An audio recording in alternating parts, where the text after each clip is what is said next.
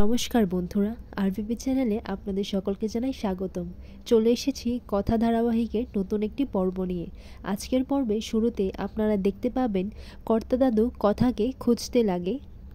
এরপর ঠাম্মি বলে, আমিও তো জানি না কথামা কোথায় গেছে। এরপর কাকিয়াকে জিজ্ঞেস করলে কাকিয়া মনে মনে এটাই ভাবতে লাগে, সত্যিটা তো বলতে পারবো না। এরপর ঠাম্মিকে বলে, আমার মনে হয়তো কি মা, ওর তো মন মেজাজটা ভালো নেই, তাই হয়তো ও একটু একা থাকতে চায়। এরপর ঠাম্মি বলে, সেটা তো আরও চিন্তার বিষয়, কোনো বিপদ না ঘটিয়ে বসে। অন্যদিকে মান্ডবী এই সব শুনে মান্ডবী বলতে লাগে, এই বাড়িতে শুধু কথা মা আর কথা মা। এই বাড়িতে যদি মা নন্দীর পর কারোর নাম নেওয়া হয় তাহলে সেটা হচ্ছে কথা। আর তার উপর এই রান্না বান্না, উফ কি খাবো কি রান্না করব, আমার মাথাটা না একেবারে গরম হয়ে যাবে। এরপর কর্তা দাদু সবাইকে বলে, সবাইকে আমি একটা কথা বলে দিচ্ছি, ওই পালের গোদার বোকামি আর রাগের জন্য কথা মার উপর যেন কোনো বিপদ না আসে। এরপর মিহির বলে, হ্যাঁ বাবা সত্যি কি যে হচ্ছে কিছু বুঝতেই পারছি না। তখন চিত্রা মিহিরকে টেনে নিয়ে এসে বলে, তুমি একদম চুপ থাকো, এই ব্যাপারে তুমি কিচ্ছু বলবে না। পরিবারের জন্য বেশি ভালোবাসা দেখাতে চেও না প্লিজ। এরপর কথা বাড়ি ফিরে আসে আর তার সঙ্গে আসে পুরোহিত মশাই। কর্তা দাদুকে বলে, আমার কথার তো একটা দাম আছে তাই না, আমি তো বলেছিলাম পাচক মশাই আর মান্ডবীর বিয়ে দেব, তাই সেই সব কিছুরই তোড়জোড় করছিলাম। এইসব শুনে মান্ডবী খুশিতে লাফাতে থাকে। এরপর কথা মান্ডবীকে খুঁজতে গেলে মান্ডবী দৌড়ে এসে এভিকে জড়িয়ে ধরে। এরপর কর্তা দাদু বলে, রেনু কথা মাকে থামাও। এরপর কথা পুরোহিত মশাইকে বলেন, এই হলো পাত্র আর পাত্রী। এরপর কর্তা দিদা কথাকে বলে, ও কথা মা যা হচ্ছে এগুলো কি ঠিক হচ্ছে? এরপর কথা বলে, মা আনন্দিত আছেন কর্তা দিদা, যা হচ্ছে ভালোর জন্যই হচ্ছে। এরপর সবাই পুরোহিত মশাইকে বলেন, বলুন বলুন ডেটটা বলুন। এরপর কাকিয়া বলে, এই তোমরা কি এনাকে ফিট করে এনেছো নাকি? তখন ছোটকা বলে, ফিট না, একেবারে ফিটফাট করে এনেছি। এরপর পুরোহিত মশাই বলেন, এরা একটু আনন্দ করতে চাইছে আর কি, এই যে মেহেন্দি সঙ্গীত এইসব। এরপর দাদান বলে, কেন, এটা কি কোনো আনন্দের বিষয় নাকি? এরপর ম্যান্ডি বলে, দাদান এটা তো আমার প্রথম বিয়ে হচ্ছে বলো। এরপর কর্তা দাদু কথাকে কিছু বলতে যাবে, এমন সময় কথা কর্তা দাদুকে বলে, কর্তা দাদু আমি আপনার সামনে হাত জোড় করছি, আপনি এতে আর বাধা দেবেন না। এরপর পুরোহিত মশাই বলেন, কালকেই তাহলে আংটি বদল করে নিন, আর সাথে মেহেন্দিটাও, পরশু বিয়ে, শুভস্র শীঘ্রম। আর এটা শুনে মান্ডবী খুব খুশি হয়ে যায় আর তখনই এভি সেখান থেকে চলে যায়। এরপর কথা এভিকে বলে, পাচক মশাই আপনি আবার মাথা গরম করছেন, যা হচ্ছে সেটা তো আপনার ভালোর জন্যই হচ্ছে, আর আপনি যদি আমাকে এই ব্যাপারে পূর্ণ সমর্থন না করেন তাহলে আমি একা কিন্তু কিচ্ছু করতে পারবো না।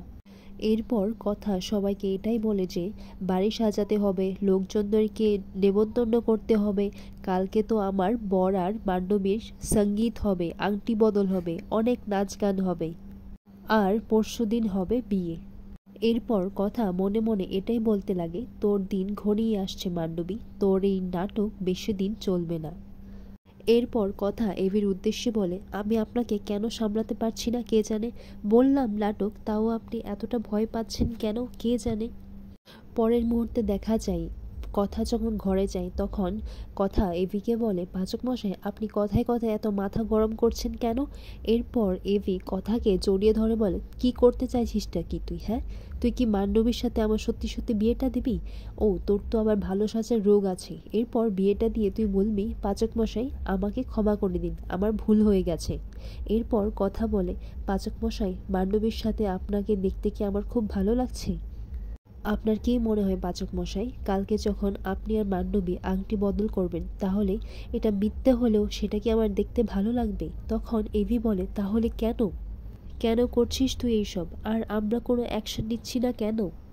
এরপর কথা বলে, আমি আবারও বলছি পাচক মশাই, সব কিছুর একটা নির্দিষ্ট সময় থাকে, সব কিছু এভাবে মাথা গরম করে হয় না পাচক মশাই। এরপর কথা চলে যাবে তখনই দেখা যায় কথার চুল এভির বোতামে আটকে যায়। তখন এভি খুব চেষ্টা করে সে চুলটা সরানোর জন্য, কিন্তু সে পারছে না। কিন্তু এভি তো নড়তেও পারছে না। এভি বলে, লাগলে আমায় বলবি কিন্তু। এভি নাড়াচাড়া করলেই কথার চুলে লেগে যায়। এরপর এভি বলে, দাঁড়া তুই শান্ত হয়ে দাঁড়া। এরপর এভি কথাকে কুলে তুলে নেয়। এরপর এভি কথাকে কুলে করে সে টেবিলের কাছে নিয়ে যায় আর সেখান থেকে একটা কেচি নিয়ে বোতামটা কাটতেই যাবে এমন সময় কথা বলে, দাঁড়ান পাচক মশাই, রাত্রিবেলা চুল কাটতে নেই। এরপর এভি বলে, তোর কেন মনে হলো যে আমি তোর চুলটা কেটে দেব? রাত্র হোক বা দুপুর, আমি তোর চুলটা কখনোই কাটবো না। এটা বলে এভি বোতামটা কেটে দেয়। এরপর এভি বলে, অ্যানিওয়ে, আচ্ছা তুই যে ওই শাড়ির দোকানের লোকটাকে কি বলছিলি, কি যেন নাম? এরপর কথা বলে বিনয় মাঝি। বিনয় মাঝি যেভাবে বর্ণনা দিয়েছে সে লোকটা প্রান্তিক, কিন্তু সেটা প্রমাণ কোথায়? এরপর এভি বলে, আবার প্রমাণ? এই প্রমাণ শুনতে শুনতে আমার মাথাটা একেবারে খারাপ হয়ে যাচ্ছে। এরপর কথা বলে, দাঁড়ান। এরপর কথা একটা শরবত নিয়ে আসে। কথা বলে, নিন এটা খেয়ে নিন, আপনার মাথাটা একেবারে ঠান্ডা হয়ে যাবে। এরপর এভি বলে, না আমি একদম খাবো না। আর তাছাড়া তুই আমাকে যখন বিশ্বাস করিস না তাহলে আমার জন্য এত কিছু ভাবতেও হবে না। এরপর অনিকেত আসে। অনিকেত এসে বলে, কথা একটা গুড নিউজ আছে। তুমি বলেছিলে না এই ভিডিওটা মর্ফ কিনা, আর আমি সেটা খুঁজে বার করব। আমি একটা সফটওয়্যার দিয়ে এইটা বের করেছি, আর এই দেখো এটা ভিডিওটা মর্ফ করাই। তখন প্রত্যয় বলে, কথা তোমার অনুমানটা একদম ঠিকই ছিল, তুমি একদম ঠিক পথেই এগোচ্ছ। এরপর এভি মনে মনে এটি ভাবতে লাগে, আজকে আমার জন্য আমার পরিবারের সবাই ব্যতিব্যস্ত হয়ে গেছে। সেদিনকে যে কেন মাথা গরম করে বাড়ি থেকে বের হতে গেলাম। গোবরদেবী ঠিকই বলে, এত মাথা গরম করা উচিত নয়। এরপর প্রত্যয় বলে, ব্রো আমি স্যারের সাথে কথা বলে নিচ্ছি, যদি কোনো হেল্প লাগে তাহলে ওরা করে দেবে। এরপর প্রত্যয় প্রি বলে, আমাকে বলতে হবে না, ব্রোয়ের জন্য যদি কিছু লিগ্যাল হেল্প লাগে তাহলে আমি সেটা করে দেব। এরপর ছোটকা বলে, তুই পারবি তো? এরপর প্রি বলে, ব্রোয়ের জন্য আমাকে এটা পারতেই হবে। এরপর ছোটকা বলে, কথা অনেক হয়েছে, এবার এই মান্ডবীর আসল রূপটা না সবার সামনে টেনেই বার করতেই হবে। এরপর অ্যানি বলে, এক্স্যাক্টলি ছোটকা, আমরা ব্রোকে সব দিক থেকে হেল্প করব, কিন্তু শেষ লড়াইটা কিন্তু ব্রো আর গোবরদেবীকেই লড়তে হবে। এরপর প্রত্যয় বলে, আমরা তাকেও খুঁজতে হবে যে এই ভিডিওটা করেছে, কারণ যে ভিডিওটা করেছে সে তো সবটা জানে, সে তো সবটা দেখেছে। এরপর কথা বলে, বলছিলাম কি প্রত্যয় দা, ওই বিনয় মাঝির নামের সঙ্গে তো আরেকটা নামও ছিল, কি যেন নাম ছিল? তোমাকে তো বলেছিলাম যে ছবি তুলে রাখতে, ছবিটা একটু দেখাও। কিন্তু এই প্রদীপটাই বা কে? এরপর কথা বলে, আচ্ছা এটা কি প্রান্তিক নয় তো? সেদিন আপনার ঘরে প্রান্তিক ভুয়ো নাম দিয়ে আপনার ঘরে যায়নি তো? এরপর ঋতু বলে, আচ্ছা কথা তুই কি করে প্রান্তিকের হ্যান্ডরাইটিংটা চিনবি? তুই একবার এই লেখাটা জুনিকে দেখা, তাহলে সে বলতে পারবে। এরপর কথা বলে, না আমিও প্রান্তিকের হাতের লেখা খুব ভালো করেই চিনি, যেদিন ওদের বাড়িতে রেড দিতে গিয়েছিলাম সেদিন আমি দেখেছি। এরপর জুনি বলে, আচ্ছা কথা আমার কাছে তো প্রান্তিকের কিছু লেখা রয়েছে, আর ডিভোর্স পেপারেও তো ওর সই রয়েছে। এরপর জুনি সেই সমস্ত কাগজগুলো আনতে যায়। এরপর কথা প্রত্যয়কে দায়িত্ব দেয় যে এই লেখাটা প্রান্তিকের কিনা সেটা নিশ্চিত করতে। এরপর কথা এভিকে বলে, আপনি যদি আমাকে না বিশ্বাস করেন, যা যা বলছি সেগুলো যদি আপনি না করেন, তাহলে আপনার মাথার উপর যে বিপদের খাড়াটা ঝুলছে সেটা কিন্তু পড়বে। এরপর কথা বলে, পাচক মশাই বলুন না, আপনি আমার পাশে আছেন তো? এরপর এভি চুপ করে থাকে। তখন অনিকেত বলে, ব্রো আমরা ভুল জীবনে সবাই করি, কিন্তু নিজের ভুলটাকে বারবার মনে করার সময় নয় এখন। এখন নিজের ভুলটাকে শুধরাবার সময়। আসল অভিনয়টা কিন্তু তোকে করতে হবে ব্রো। এরপর ছোটকা বলে, হ্যাঁ অগ্নি, তোকে কিন্তু পারতেই হবে।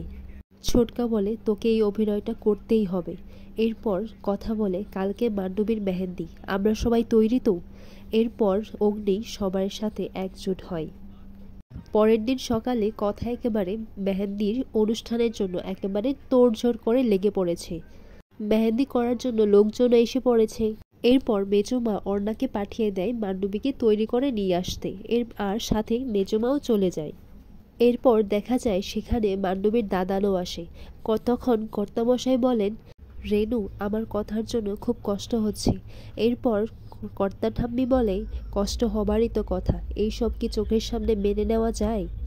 তখন মান্ডবীর দাদান মনে মনে এটাই বলতে লাগে, এই বিয়েটা তো নাটক, কিন্তু কথা মার অগ্নির এই নাটকের বিয়েটা করতেও তো কষ্ট হচ্ছে।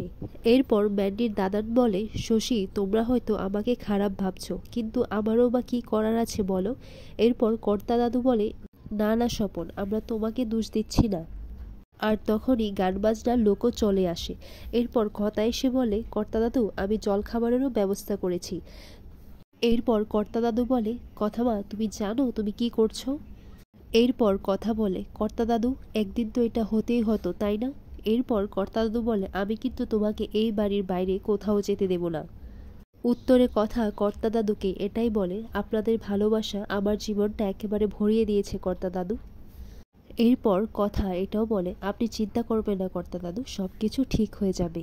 এরপর সবাইকে গুমরা মুখ দেখে কথা সবাইকে এটাই বলে, তোমরা সবাই গুমরা মুখ করে কেন আছো? সবাই একটু হাসো হাসো। পরে দেখা যায় এভি অফিসের জন্য চলে যাচ্ছে। এরপর কথা বলে, পাচক মশাই আপনি কোথায় যাচ্ছেন? এরপর মান্ডবী বলে, আন্টি এভি তো চলে যাচ্ছে, ওকে যে করে হোক আটকাতে হবে। এরপর চিত্রা বলে, বলেছিলাম না সবার সামনে আমাকে আন্টি বলে ডাকবে না? এভি চলে যাচ্ছে, আমিও সেটা দেখতে পাচ্ছি। এরপর কথা এভিকে বলে, পাচক মশাই আপনি এখন কোথায় যাচ্ছেন?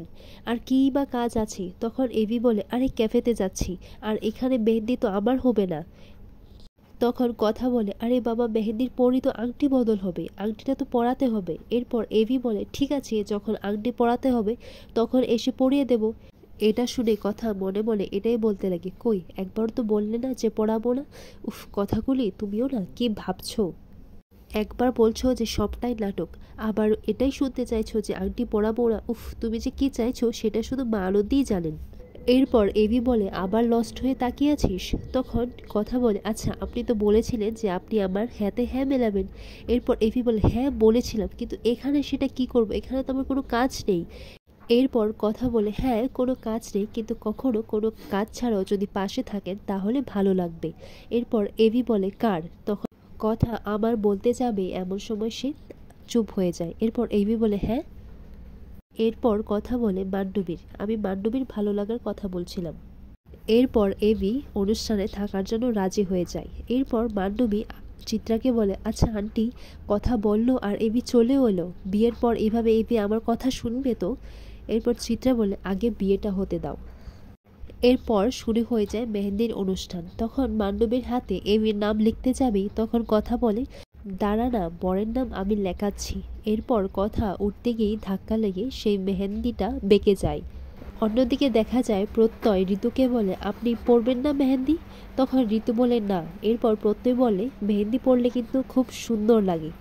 আর এদিকে অনিকেতও জুনিকে জিজ্ঞেস করে, আপনি পরবেন না মেহেন্দি? তখন জুনি বলে, আমার এসব ভালো লাগে না। এরপর অনিকেত বলে, আচ্ছা আমি কি আপনাকে একটা প্রশ্ন করব?